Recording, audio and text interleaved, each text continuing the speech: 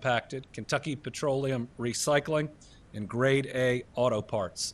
Thankfully, a local restaurant that is right there that we had great concern would be impacted and we would lose whoever was in it, was missed and now is helping the search and rescue. We're grateful for them.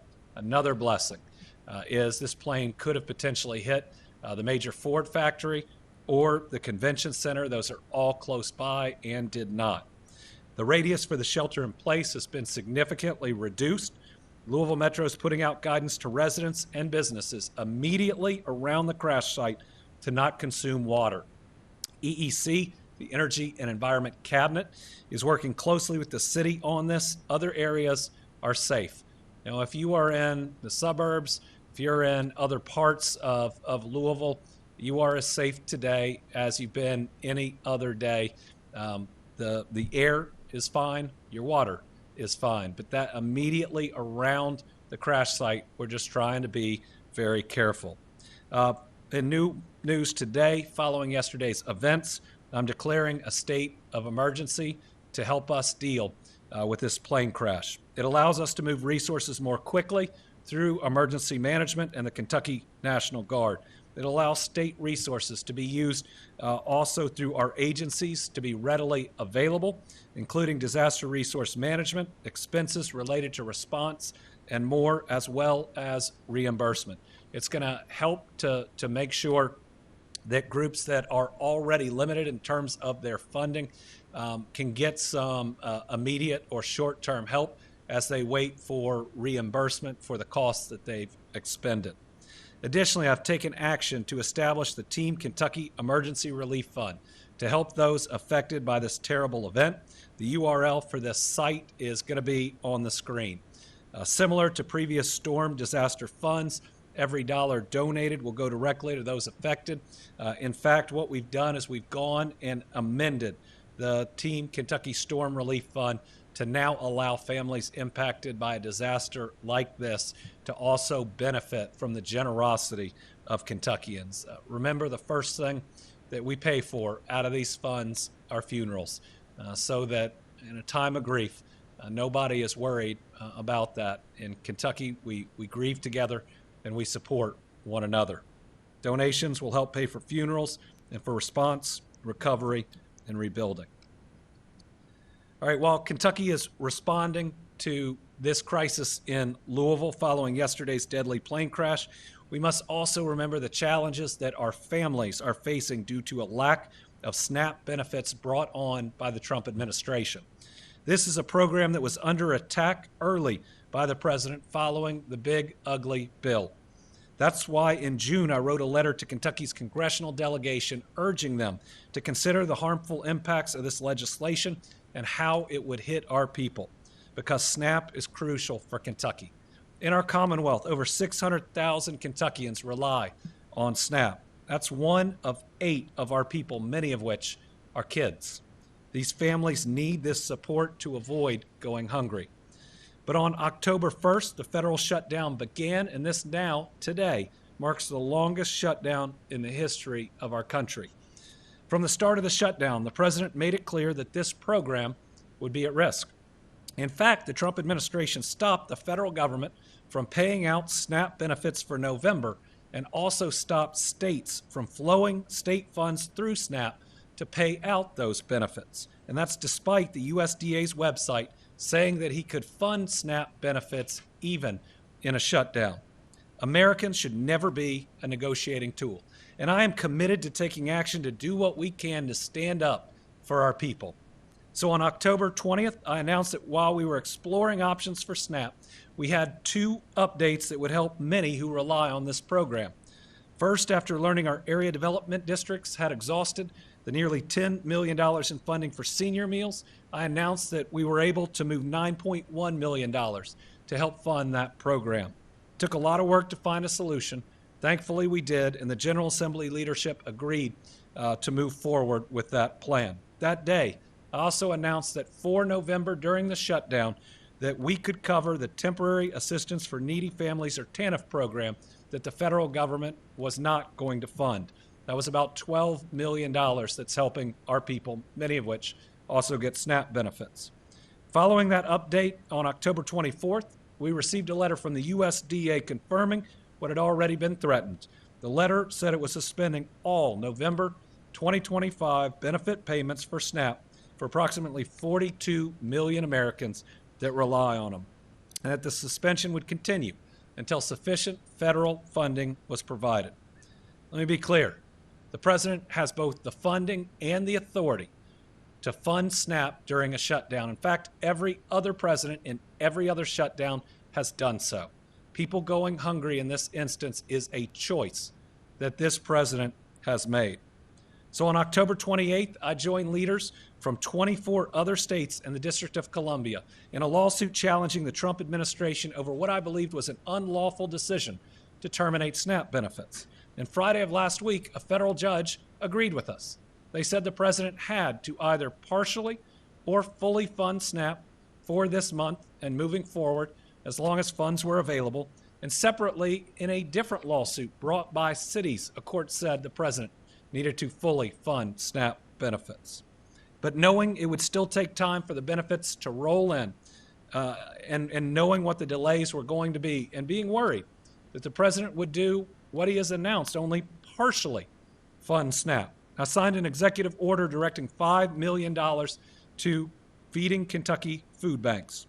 Those dollars are going to be used by Feeding Kentucky. They're going to be distributed through the network of 7 regional food banks that work with all the others. Together, these food banks and their nearly 900 local partner agencies, food pantries, soup kitchens, and community programs serve all 120 counties.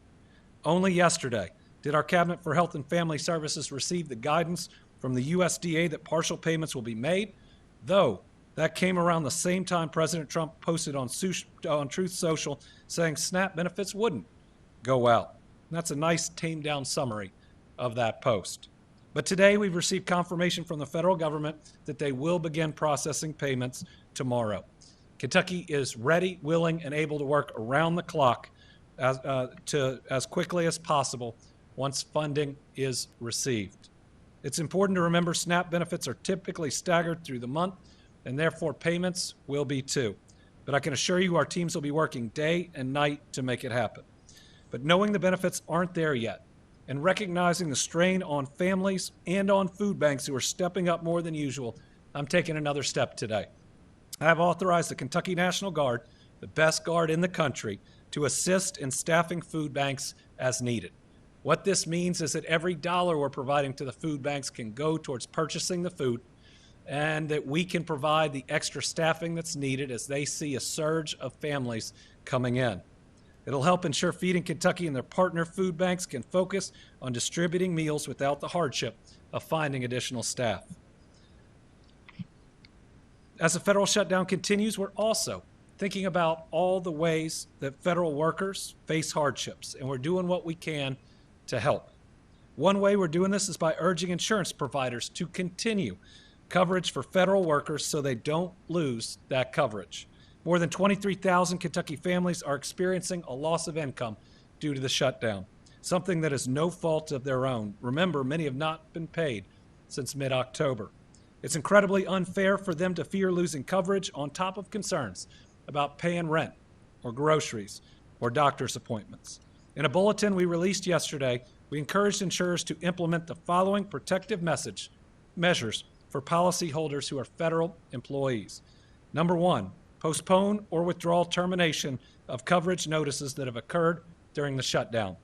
Continue that coverage for those federal workers with unpaid premiums for at least another 30 days or 30 days after the shutdown ends. Give our people the time to receive their paychecks and make their payments. Number 2, I'm also asking for federal employees to have more time to make payments on premiums and other charges. Insurers are allowed to extend payment periods for Kentuckians in this type of situation. That way, our federal employees can still get services during the shutdown and have more time to pay. I'm also asking for these companies to allow more time for repairs, giving Kentuckians more time to pay for necessary repairs. So if during a routine home inspection, an insurer notes a problem with the roof, the insurer will usually give a time frame that the Kentuckian has to make repairs to that roof. If the repair isn't made within the time frame, the policy's canceled, and that Kentuckian now doesn't have coverage. We know that it's unfair at a time when people aren't receiving a paycheck through no fault of their own to lose coverage for a repair that they don't have the dollars to pay for. So we're asking for those repair times to be extended. Kentuckians with a loss of income due to the shutdown who are threatened with policy cancellations can contact the Department of Insurance for more information. Additionally, the National Flood Insurance Program stopped writing new policies on October 1st due to the shutdown. This could have an impact on prospective homeowners whose mortgage company requires flood insurance to complete their purchase of a new home. To assist these buyers, the Department of Insurance has compiled a list of surplus lines of insurance that offer flood insurance coverage and a list of brokers who sell the insurance.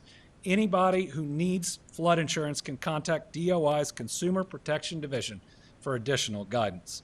We've listed contact information on the screen for those relief programs, so please reach out. Team Kentucky is here to help. Moving on, a lot of people after seeing that plane crash are thinking about safety. We're taking an additional step today to make Kentuckians safer. We have seen 3 straight years of decreases in drug overdose deaths, thank God. Last year, we saw our overdose deaths drop by 30%. We're going to keep protecting the lives of our people. That's why this week, my administration is taking action to classify a dangerous form of kratom as a Schedule I narcotic. This will make the sale, distribution, and possession of this form of kratom illegal. This is a powerful and addictive drug that has no place in Kentucky. Because of this action, law enforcement and regulatory agencies can get this drug out of communities. Earlier this year, I took the same step with a drug called Designer Xanax. Every step we take to help protect the lives of our people and to continue to make progress in our fight of addiction is worth it. For those struggling with addiction, please remember there's help. Please visit findhelpnowky.org. We care about you. We love you. Help is right there. Just have the courage to make that call. All right. Also, this last Saturday, we lost one of Kentucky's great leaders, our first and only female governor of Kentucky, a friend of mine, Governor Martha Lane Collins. She was a powerhouse, transforming our Commonwealth through major accomplishments, like bringing Toyota to our state for its first U.S. site, and still, it's the largest Toyota manufacturing facility in the world. She created a foundation for us to build a strong future on, and her legacy will continue to benefit Kentucky families for generations.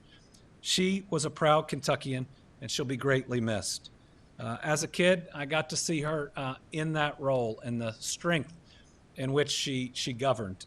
I remember getting the opportunity to go over to the governor's mansion. She had a dog named Jinx, but just a great person who later would provide good advice, a lot of support, and would continue the great foreign direct investment ties she had to benefit the Commonwealth for decades after she served as governor.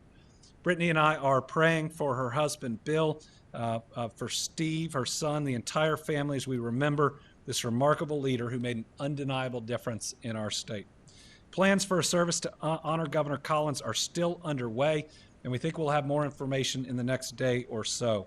For now, we know that the former governor will lie in the old state capitol this Sunday, with the public able to pay their respects from noon until 3 p.m. We should have more information soon. Finally, our Team Kentucky All-Stars, over the last 5 years, we have been hit by a pandemic, by natural disasters, by mass shootings. We've been hit with a lot. And I think there's a saying that God saves his toughest challenges for his strongest soldiers. And I always see Kentuckians rise to the occasion. And on something like this plane crash, you just see the worst of the worst, almost the unimaginable. But immediately after, we always see the best of the best. Now, after enduring flooding, that's neighbors carrying neighbors to safety. And certainly during this disaster, during this plane crash, It was a surge of brave, of well-trained, and of skilled first responders that took on a raging fire and have rendered the area so much safer in a very short period of time. They show everybody that you can come from, 15, 20 different fire departments, different groups, and you can work together seamlessly. 50 different fire trucks putting out the flames and then bravely walking through a dangerous area, going from what used to be a building to another what used to be a building, trying to find people. I got to watch the footage from the helicopter in real time, while that fire was still going on, of brave men and women moving through the area, trying to find people that needed help. So listen, our Team Kentucky All-Stars today and every day are all these first responders, both at the site and who do the planning and the execution off-site. Sadly, we've gotten really good at this. The Louisville group, emergency management, everybody they work with is top-notch. The state group is too. By now, we're all on a first-name basis and know just about everything about each other's families too. I hate that that's the case because it means that we have responded time and time again, but I can tell the people of Kentucky that this group is the very best at what they do, and we are so blessed to have them. So they are today's Team Kentucky All-Stars. All right, we've got a couple of journalists that are with us in the room today. We also have about 4 on the line. We'll start with Carolina from WLEX.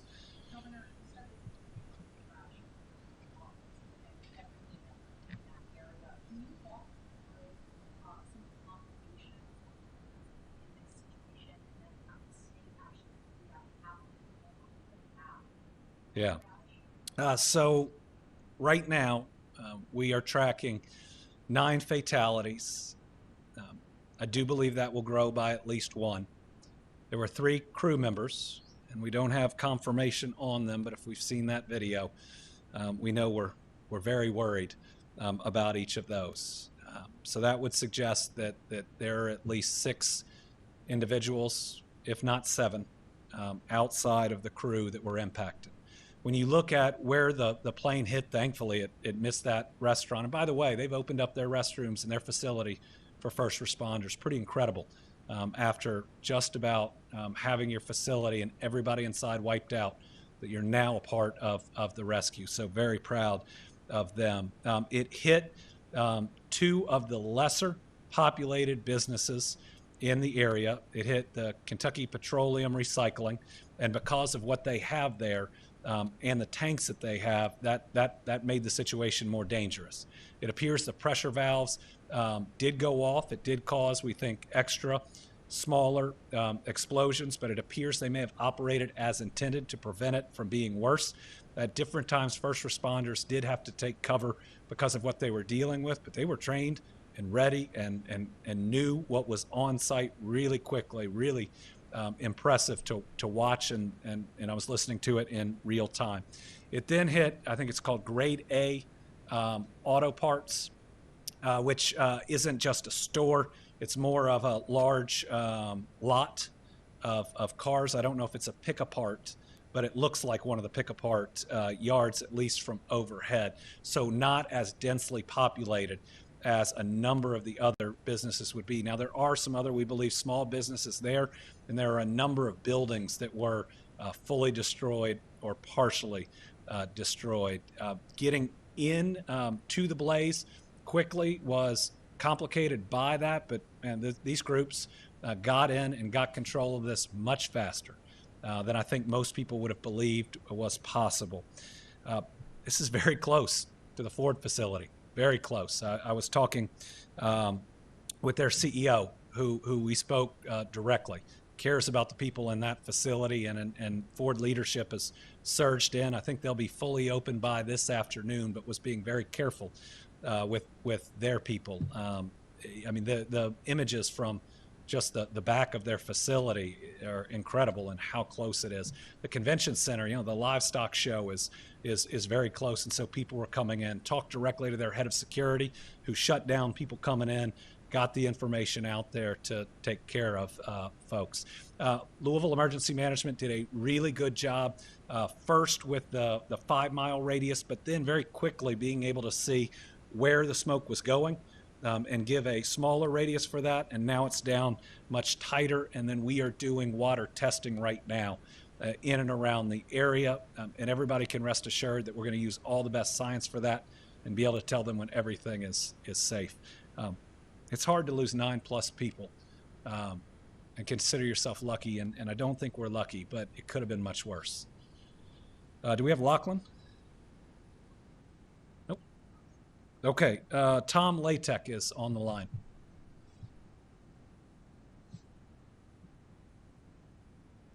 Thank you, Governor. I had to jump and get the unmute button there. I would like to hear your take on the election results in New York, New Jersey, and Virginia, and what you think that might lead the 2026 midterms to. Well, as vice chair of the Democratic Governors Association, I'm very proud that last night we went 2 for 2, and they weren't close. Our gubernatorial candidates both made history. One flipping Virginia, becoming the first female governor of Virginia, winning by, I think, 15 points more than projected. And then Mikey Sherrill in New Jersey becoming governor. This is the first time there's been 3 consecutive Democratic gubernatorial terms in 60 years. Neither of these races were easy. I certainly was directly involved in very significant ways in both of them, but most of the credit should go to those 2 candidates who are great leaders. And the thing that I'm excited the most is that they will govern well. But what you saw across the country were Democrats winning in city council races in South Carolina, statewide PSC races in Georgia. You saw the New York race and many others. And I think it says 2 things. Number one, the American people are so concerned about the American dream slipping away. They are looking for candidates that are focused on their everyday concerns and needs, and that starts with their job and whether they can afford what they need to feed their family, maybe take them on a vacation every once in a while, the ability to afford that next doctor's appointment, to be able to travel safe roads and bridges, to know the school they drop their kids off at is a quality school, and they want to feel safe in their neighborhoods. That's where the Democratic candidates were. That's how they ran, even across different parts of a political spectrum. That's what people were promising. And, you know, I'm putting it out there. I don't want it to be a secret because I think Republicans, independents, all those candidates should be running the same way. And maybe that's a way to heal the country, to bring everybody back in, to make these issues nonpartisan, and then not to move to the right or the left, but to move forward. But I think the other thing we saw was a very clear statement that politically, President Trump has been a failure in his first year of his second term. The president was involved in and lost the Wisconsin Supreme Court races. He was involved in and lost both of these governor's races. He even endorsed a non-Republican in the mayor's race in New York and lost. So I hope that this gives courage to people who've lacked it in Congress to do their jobs again. I'm not asking them to be a Democrat or an independent. I'm asking them to be a separate branch of government that believes in checks and balances and restores lawfulness to Washington, D.C. Just do your job. There's not a political advantage to not doing your job, and the people of the United States are watching. Okay, we've got WLKY. Okay, we have Sylvia Goodman.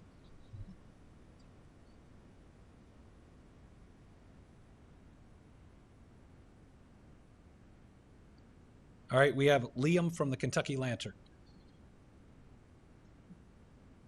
Hi, Governor. Can you hear me? I can. Great.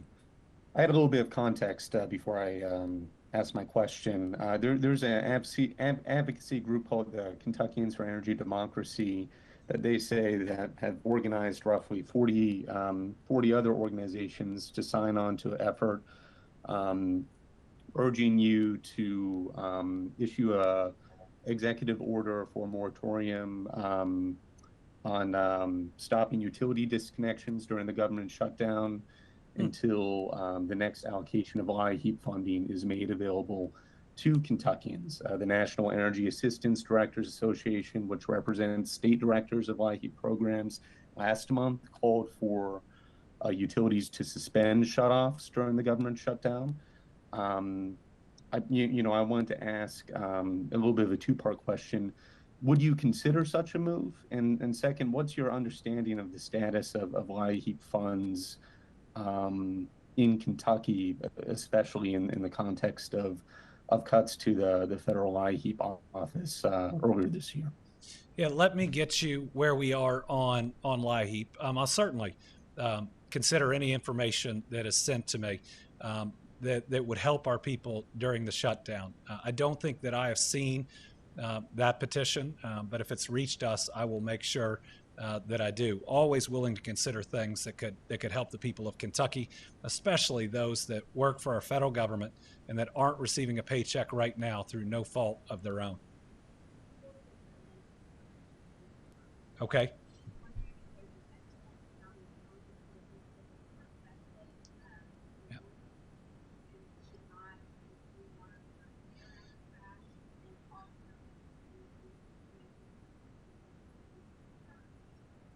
Of what's the last?